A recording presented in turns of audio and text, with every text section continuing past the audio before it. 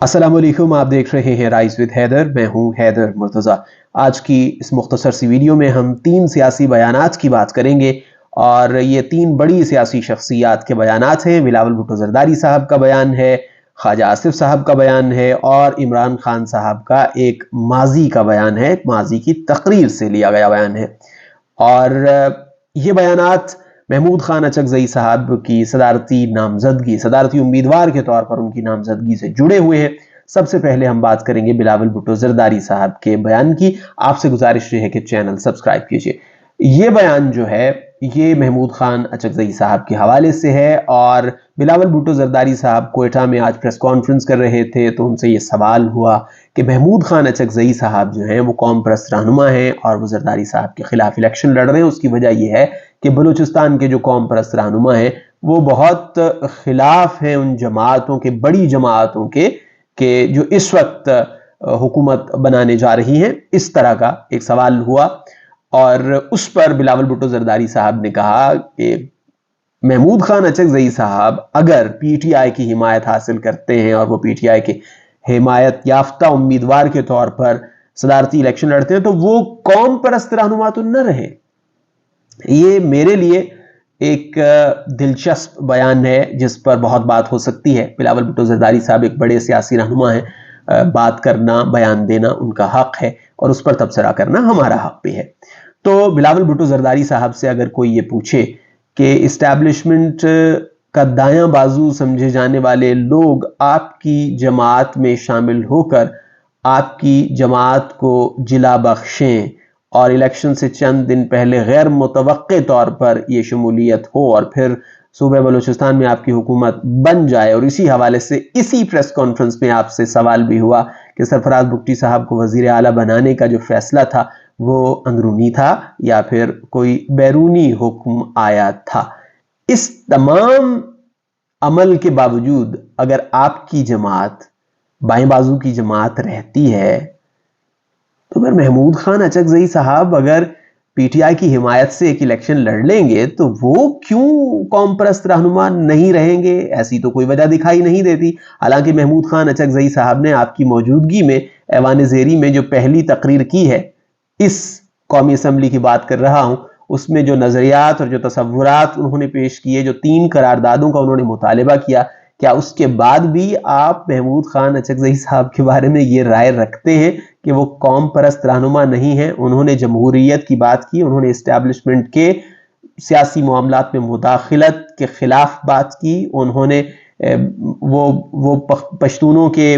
Rights की बात करते हैं और यही उनकी पॉलिटिकल फिलॉसफी है जो उनकी जमात की वेबसाइट पर भी है, उनके दस्तूर में भी है। तो वो कहां से फिर कौम परस्त रहनुमा नहीं रहे? और जहां तक पॉलिटिकल मूव्स की बात है, मुझे याद है कि मोहतरमा बेनज़ीर भुट्टो साहिबा, मैंने उनकी किताब में पढ़ा था, डॉटर ऑफ द डेस्टिनी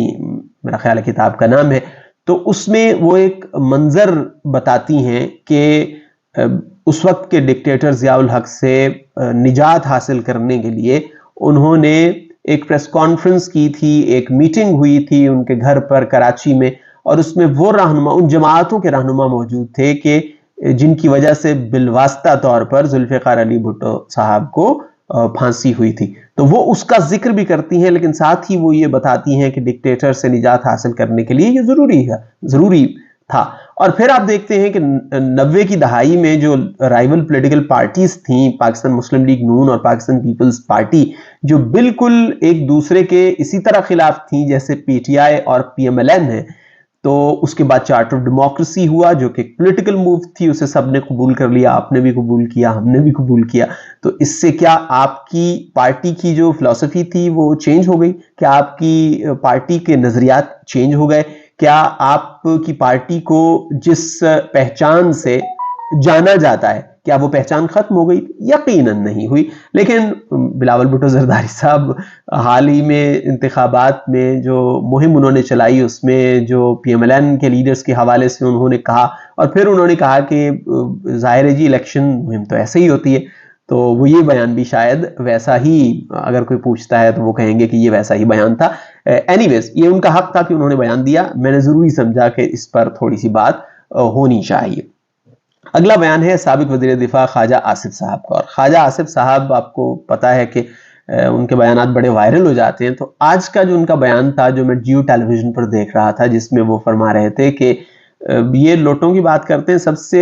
بڑا جو لوٹا ہونے کا ثبوت ہے وہ تو انہوں نے دیا ہے ایس آئی سی میں شامل ہو کے، یعنی سنی اتحاد کونسل میں پی ٹی آئی کی شمولیت کو. وہ کہہ رہے ہیں یہ لوٹا ہے، یعنی ایک بڑی تعداد میں، یعنی نیشنل اسمبلی میں سب سے بڑی جماعت، سب سے زیادہ سیٹیں independent candidate, P T I backed independent candidate, انہوں نے ایک اجتماعی فیصلہ کیا مخصوص نشستوں کے حوالے سے، اور اجتماعی طور پر وہ ایک جماعت میں شامل ہو گئے. آپ اسے لوٹیزم کہہ رہے ہیں، آپ کہتے ہیں وہ لوٹا ہو گئے. تو وہ شخص جو پی ٹی آئی کی حمایت سے لاہور سے جیتا اور پھر آپ کی چیف آرگنائزر سے اس نے ملاقات کی اور پی ایم ایل این میں شمولیت کا اعلان کیا، وہ لوٹا نہیں ہے. یعنی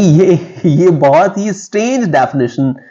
جو ہے وہ سامنے آئی ہے خواجہ صاحب کی طرف سے، لیکن ظاہر ہے ان کا حق ہے بات کرنا، بیان دینا. اور پھر خواجہ صاحب ایک اور بات بڑی اہم ہے کہ آپ نے 2017 کے بعد ایک نعرہ پیش کیا تھا، ایک پہچان بن گیا تھا آپ کی جماعت کی وہ نعرہ، اور وہ تھا ووٹ کو عزت دو. لیکن آپ کے صدر سے جب پوچھا گیا کہ یہ ووٹ کو عزت دو کیا ہے اس الیکشن کے، انہوں نے کہا جی ووٹر کو دراصل عزت دو. یعنی آپ خود اس چیز کو آپ ایویلویٹ کر لیں اور خود اس کو تول لیں اور بتائیں کہ کیا 2017 2018 2019 2020 میں آپ کا جو ووٹ کو عزت دو کا نعرہ تھا، کیا وہ ووٹر کو عزت دو کا نعرہ تھا؟ یقیناً نہیں ہے. تو پھر آپ اس پولیٹیکل موو کو شاید بہت، آپ کو پتا ہے کہ کیا سرکمسٹانسز تھیں، اور آپ کو پتا ہے کہ نشان چھینا گیا، آپ کو پتا ہے کہ پولیٹیکل کیمپین نہیں کرنے، یہ الیکشن کیمپین نہیں کرنے دی گئی، لوگ گرفتار تھے، مرکزی لیڈرشپ گرفتار تھی، لیکن اس کے باوجود نیشنل اسمبلی میں سب سے زیادہ سیٹیں P T I backed independent candidates کی تھی. تو یہ ایک سیاسی موو تھی، انہوں نے ایس آئی سی میں شمولیت اختیار کی، اور ایس آئی سی کے جو چیئرمین ہیں وہ خود کہہ رہے ہیں کہ بات تو عمران خان کی چلے گی. تو پھر نظریہ تو وہیں پر ہے نا، وہ تو کہیں نہیں گیا. اب ہم بات کرتے ہیں عمران خان صاحب کے ایک بیان کی، اور جیسے مجھے پتا چلا کہ محمود خان اچکزئی صاحب کو سنی اتحاد کونسل کی حمایت حاصل ہے اور وہ صدارتی امیدوار ہیں ان کے، تو مجھے وہ بیان یاد آیا، وہ تقریر یاد آئی جو دھرنے میں کی تھی عمران خان صاحب نے غالباً 2014 میں. تو اس وقت محمود خان اچکزئی صاحب نواز شریف کے اتحادی تھے. تو انہوں نے باقاعدہ، وہ جیسے اچکزئی صاحب ظاہر ان کا خاص لباس ہے، وہ انہوں نے عمران خان صاحب نے اسی طرح چادر اوپر کر کے اور بڑے سخت الفاظ انہوں نے محمود خان اچکزئی کے حوالے سے استعمال کیے تھے. اور پھر میں نے جب ٹیلی ویژن دیکھا تھا، وہ جیو ٹیلی ویژن اور دیگر چینلز وہ تقریر چلا بھی رہے تھے، لیکن اب انہوں نے محمود خان اچکزئی کو، جس پر وہ سخت تنقید کرتے تھے، اپنا صدارتی امیدوار نامزد کر دیا. اب میں حیران ہوں ان لوگوں سے جو ایک طرف کہتے ہیں کہ عمران خان جو ہے وہ اس میں لچک نہیں ہے، وہ اپنے حریفوں کو سیاسی حریف کی بجائے دشمن سمجھتا ہے. اب ایک سیاسی حریف کو جس کو وہ شدید تنقید کا نشانہ بناتے تھے، انہوں نے اپنی جماعت کا حمایت یافتہ صدارتی امیدوار ملک کے، اب یہ صدر جو ہے وہ کتنا بڑا عہدہ ہے، اس کے لیے انہوں نے نامزد کر دیا. تو اب میں ایک صاحب کو سن رہا تھا ایک ٹی وی پر، وہ کہتے ہیں نہیں نہیں نہیں نہیں، یہ کوئی ان جمہوریت کی خدمت نہیں کی عمران خان نے، یہ تو اسٹیبلشمنٹ کے خلاف ان کی جو ایک مہم ہے اس کا حصہ ہے کہ انہوں نے اچکزئی صاحب کو صدارتی امیدوار جو ہے وہ نامزد کر دیا. تو بھائی یہی اسی طرح ہوتا ہے نا کہ جب آپ کی آئیڈیالوجیز ملتی ہیں تو آپ اتحاد کرتے ہیں نا. اس وقت بقول اس تجزیہ کار کے کہ اگر محمود خان اچکزئی صاحب کی جو پولیٹیکل فلسفی ہے اور جو عمران خان کی یا پی ٹی آئی کی پولیٹیکل فلسفی اگر وہ میچ کر رہی ہے اور وہ مل گئے اور وہ ایک ایسے شخص کو اپنا صدارتی امیدوار نامزد کر رہے ہیں جس کی نقل اتارا کرتے تھے، تو اس میں کیا مسئلہ ہے؟ اس میں آپ کو ماننے میں کیا حرج ہے کہ انہوں نے لچک کا مظاہرہ کیا؟ کہتے ہیں نہیں نہیں، یہ لچک کا مظاہرہ نہیں کیا. یعنی ہم ایویلویٹ کرتے ہوئے چیزوں کا تجزیہ کرتے ہوئے ایک طرف ہم کہتے ہیں کہ یہ شخص جو ہے وہ اس میں لچک نہیں ہے، یہ سیاسی حریفوں کو دشمن سمجھتا ہے، اور پھر اگر انہوں نے ایک ایسے سیاسی حریف کو یا ایک ایسے سیاستدان کو جس کو سخت تنقید کا نشانہ بناتے تھے، کسی سملیرٹی کی بنیاد پر، پولیٹیکل فلسفی کی سملیرٹی کی بنیاد پر اسے صدر کا امیدوار نامزد کر دیا، آپ کہتے ہیں نہیں نہیں، یہ تو کوئی اور وجہ ہے. تو اس میں ہم ظاہر ہے کہ آپ ایک بات پر تو قائم رہے، یا تو عمران خان سے یہ آپ چاہیں، یہ مطالبہ نہ کریں کہ وہ لچک کا مظاہرہ کرے، یا پھر آپ کی لچک جو ہے وہ صرف چند رہنماؤں کے حوالے سے ہی ہے کہ اگر وہ نواز شریف صاحب سے ہاتھ ملائے اور زرداری صاحب سے ہاتھ ملائے تو ہی وہ لچک کنسیڈر کی جائے گی۔ خیر یہ 3 بیانات تھے جن کا میں نے ذکر کیا، اور